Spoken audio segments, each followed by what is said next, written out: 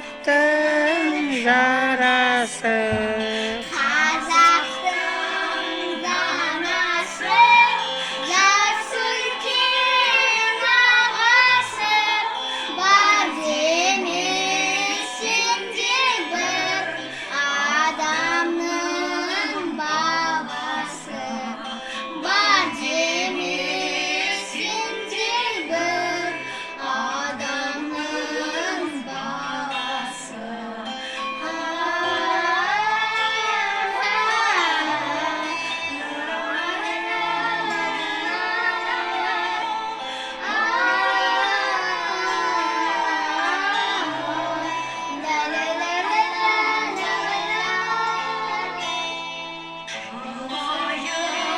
Yalvayın, ağızıp kuzlayın, Aytuğa kelgende kavkattan sızlayın.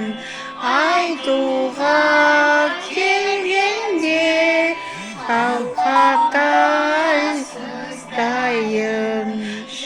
Yürekçin kozlayın, erkekçin kozlayın. Bilmemi Çok söyleyip sozmayın, kızım yer bilmeyimi.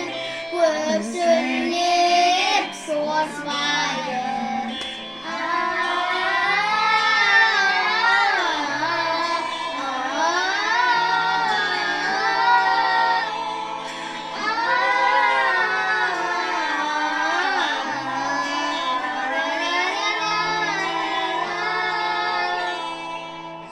Gözümün karası, Gönlümün sadası, İyiydi üstüne yaşıktın şarası. Bittiydi üstüne yaşıktın